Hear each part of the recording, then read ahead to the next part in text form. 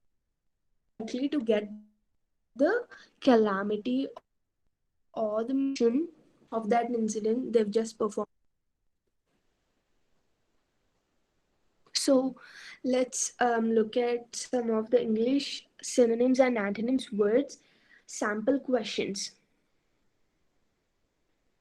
Yeah, to understand, I'm just reading the slide because I have noted some of the notes on the slide itself. If you can read it as well along with me, you guys can do it. To understand the prominence or the importance of the synonyms and antonyms in the English language section of various comparative exams, it is important to know the type of questions asked in the examination based on the same. So, what this means is that they will be asking the synonyms and the antonyms. Some exams they will be mentioning specifically saying synonym or similar meaning.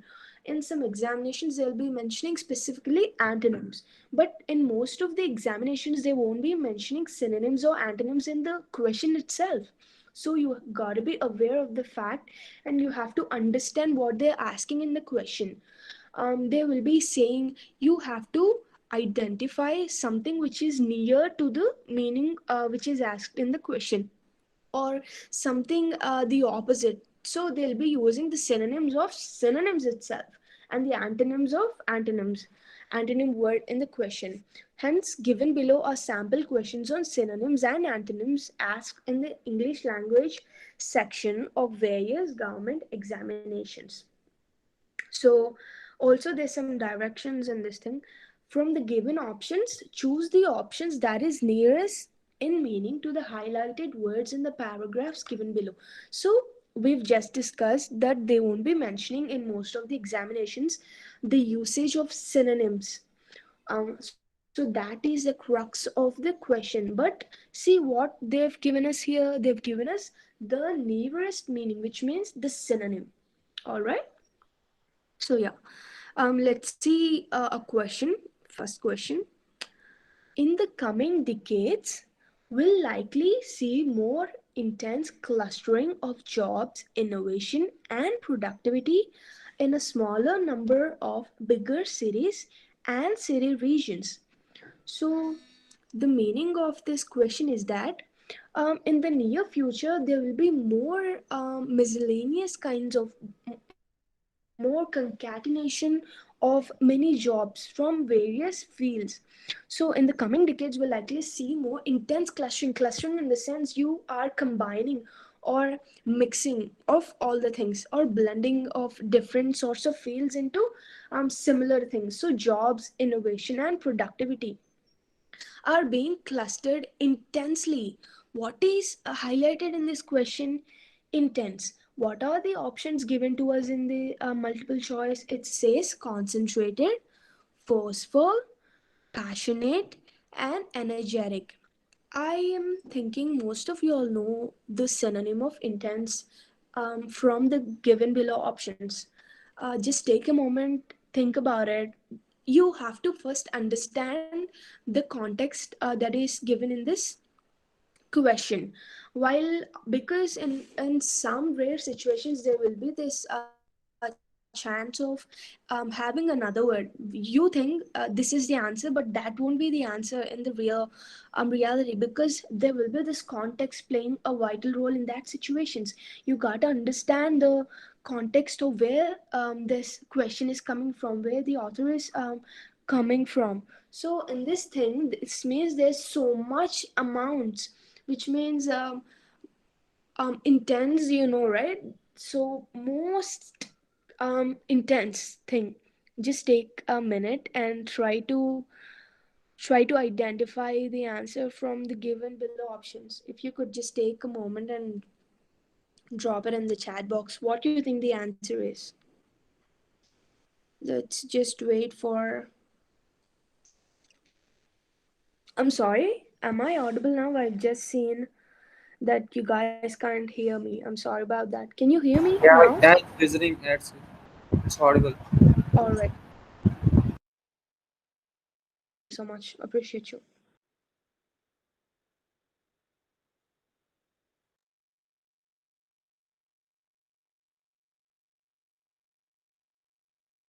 forceful? Is it passionate or is it energetic? What do you think the answer might be? So I'm saying the context is that there will be more amounts, in the sense the clustering would be in so much amounts that there will be there's miscellaneous things happening in the near future. Okay, let me answer for you. It's intense in the sense concentrated. Yeah, this the answer is concentrated, because concentrated is more in number. It's not very little. The intensity is so high, so that it is concentrated. See, more concentrated clustering of jobs. So if you like substitute the word concentrated in the word intense itself, you'll be getting the similar meaning of the question. So someone says passionate. Trim. Yeah, someone says passionate. So let's substitute, put the passionate word into the sentence and see how it sounds. In the coming decades, we'll likely see more passionate clustering. Passionate is the what is the meaning of passionate? Let's understand. If you have greater levels of um, passion towards something, if you want something to happen so badly that it never lets you sleep, you want to achieve something, so you will be having passion towards it. So in this sentence that doesn't fit in, right? So passionate clustering doesn't really make sense. So if you substitute concentrate in that, forceful also, it like you don't force clustering, right? It just happens. And energetic also doesn't make any sense in this situation. So the answer is concentrated, which means there will be more and more amounts of clustering happening in the future. So the answer is concentrated. And let's see the second question and the synonyms. Let's read it. If you could just take a minute and read it for yourself, that would be great. But I'll read it for you. Most of human history has been the Paleolithic period or the Old Stone Age. So here it's in the question itself, they've used the synonyms. Paleolithic period um, is also known as the Old Stone Age, wherein the age they'll be having only the stones and not the more modern tools and all. In the Old Stone Age, everything is pretty much in the stone itself. The concept lies in the stone.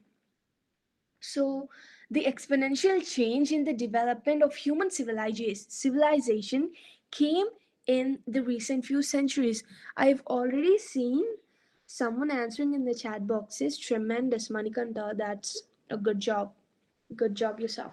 So the exponential change in the development of human civilization means there's lots of change. The change is so huge that in a few centuries there is a tremendous development in the human civilization. So that is the answer, tremendous. So let's substitute the word tremendous in the sentence and see how it sounds.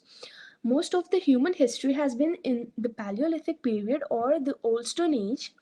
The tremendous change in the development of human civilization came in the recent few centuries. So the development of human civilization is very recent to the few centuries. So there's this tremendous change happening. Exponential is the synonym of tremendous. There is like increasing. Exponential does also mean increasing, but not in the sense of tremendously. It just says increasing. Wow, I'm speaking so fast that I can't even take a breath in between. But yeah, sure, I'm good. So I hope you all are aware of this and understood this question. Let's see another question. I can't stand this anymore, said Lalith, noticing that Rustam did not relish Zucker's conversation. So, what do you think the answer might be? Here, the word is relish, means having indulging in something while or liking what's happening over there, enjoying the thing. So that is the meaning of relish.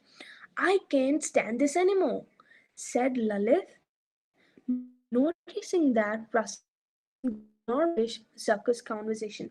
So Lalit said he can't take that anymore of what's happening. noticing that Rustam did not relish. So Rustam is a guy who did not like or enjoy Zucker's conversation. So while this is happening, Lalit is saying, "Wow, this is intolerable, or I can't take this anymore." So what might be or would be the meaning of the word relish in here? Is it gaiety? Is it savor? Is it vindicate? Is it desire? So, in order for you to recognize this, you should first be able to know the meanings of all these things or the meaning of relish itself. If you know the meaning of relish and the synonyms, then you could easily identify that the answer is savor, because you are enjoying.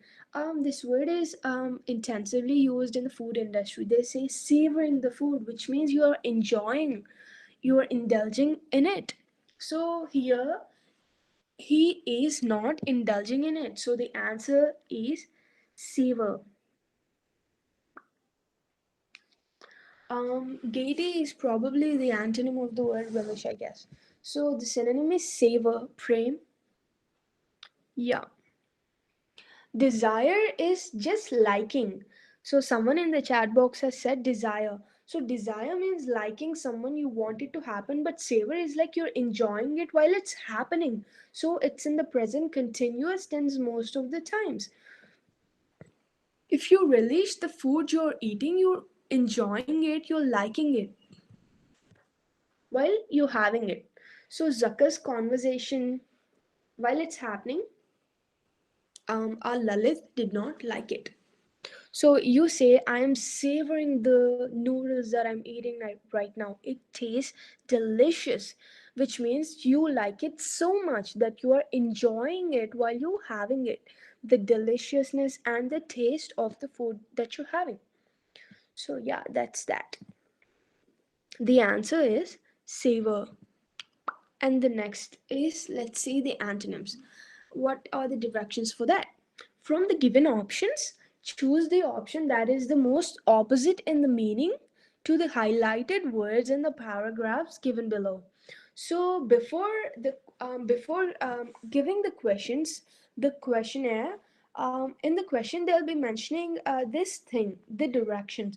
So most people will be thinking that they'll be mentioning a word called antonyms for us to clearly mention that these are the antonyms and you should identify the antonyms. But see what they've given here. They said what is the most opposite in the meaning. So the antonym will definitely be highlighted, but the antonym word itself is not given in here. So what does they say? They say the most opposite in the meaning to the highlighted. So you have to be choosing the option which is the most opposite. Okay, let's say it. Antonyms.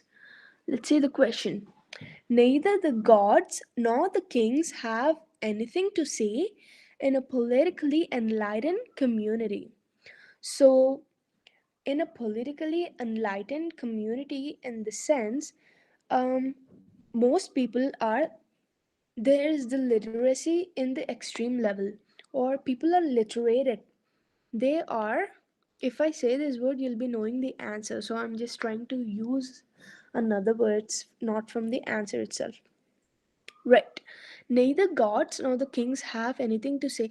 If, okay, if their people are most literated, if the literacy level is high, then people won't be giving much importance to gods or kings because they know what to do. They have the knowledge and the wisdom to recognize what is good and evil, what is good and bad, what is beneficial and what is consequtive. So they will be having this idea or the knowledge of what is right and wrong.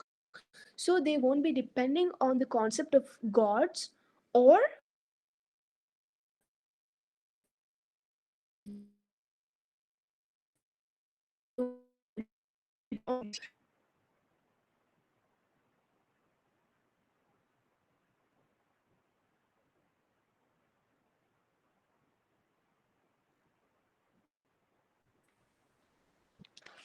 someone says I'm civilized,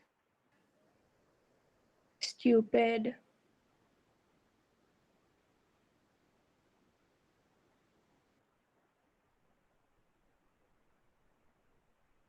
So the answer is uneducated. See, the answer is uneducated. So, if you are educated enough, civilized in the sense, behaving in a formal environment, which means it's a little different from educated. This is a civilized community, this is a poised or a posh community. You know how to behave, or the social circumstances and the values itself, etc. But the education is the enlightenment, or the um, the education itself is the enlightenment for the community, the literature or the literacy. If you're literate enough, you have the ability to recognize or differentiate between the right and wrong. So if the uneducated is the answer, let's the uneducated is the antonym, right? So enlightened means you are enlightened, you are aware of all the knowledge of the education or the literacy. The uneducated is illiterate. So you are, if you're not illiterate, if you're not literate, which means you are illiterate, you won't be having the idea of what is wrong, what is right, what is the history and all. You won't be having any knowledge about that, and so these people say you will be depending on the gods and kings. If you're not aware of the knowledge, then will there be a chance for you to depend on gods? So that is the thing. Enlighten is the synonym of education. Enlightenment means knowing of something. Uneducated is not knowing of something. So enlightened is the antonym of uneducated. Let's see another question, guys. These bottles are harrowing. How could she spend so much money on something that is so drab? So harrowing. What is the meaning of harrowing? It means it's super. Um, okay, I'll not use the word in the answer. I'll use some other word. She likes the bottles so much. The bottles are so cool and so dope. In the formal today's Z generation um, language, we can see that these bottles are so dope that she can't resist herself from spending that money. So she loves the bottle, and so she spends so much money. That is so drab in the sense that is not significant, or it's frivolous. It holds so much less worth, or which is not that valued, but she thinks that is so cool and super good, and so she spends so much amount of money on that. So what do you think the answer might be, guys? Come on. Do you think it's distressing in the sense you don't like it and it's super stressful and gruesome? It's super angry and not good. Adorable, it's use adorable to children, or something that is so cute and not cool. You have to know that adorable would be used to the children that are super cute. Yeah. And do you think it's attractive? Why am I fumbling so bad today?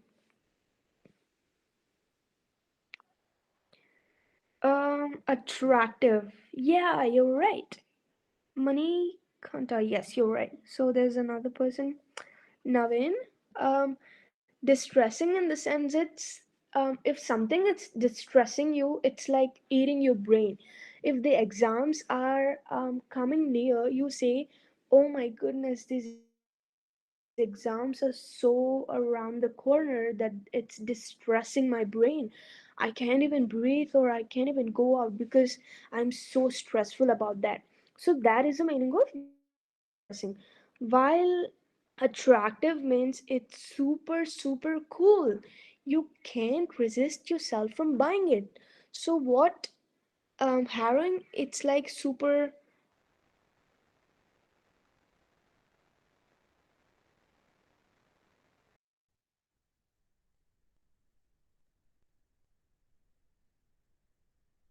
Did you understand it?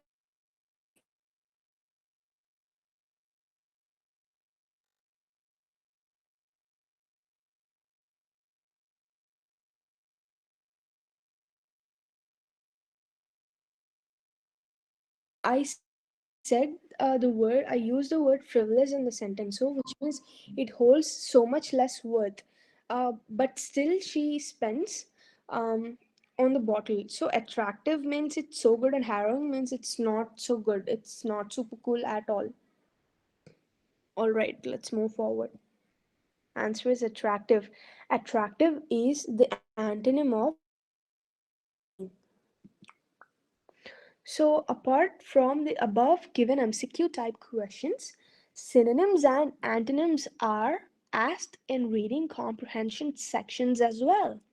So, synonyms and antonyms are not only asked in a specific section, but they are also included in the paragraphs or the reading sections. So there will be a question and there'll be an answer in the paragraph which might not be the exact same word used. So they'll be using the antonym or the synonym for the word. So the synonyms play a vital role in like handling the marks of your exams. Candidates will also enhance the vocabulary skills that will help them in descriptive sections such as essay letter writing or precise writing. So, while you learn the synonyms and antonyms, you will also learn or enlighten yourself, enrich yourself with the vocabulary skills, which will not only help you in the synonyms and antonyms section and not only in the comprehension section but also in the descriptive section, so where you write the essays, the letter writing and all. So that is it for today, guys. Hope you all have understood what the synonyms and antonyms section is. I'll also be pinning or sending you the PDFs of the words that you should be learning. Just take some time in a day. Just take either 5 synonyms and 5 antonyms, or 10 to it's up to your standard. If you want to learn 10 words for a day, just go ahead and learn it, and then these will be super useful for all your exams. That's it for today. I'll be sending the PDF, however. So if you have any questions or anything like that, just drop it in the chat box so that I could see and answer your questions. This slide is just for fun to just show that you're enjoying the learning section that we are providing.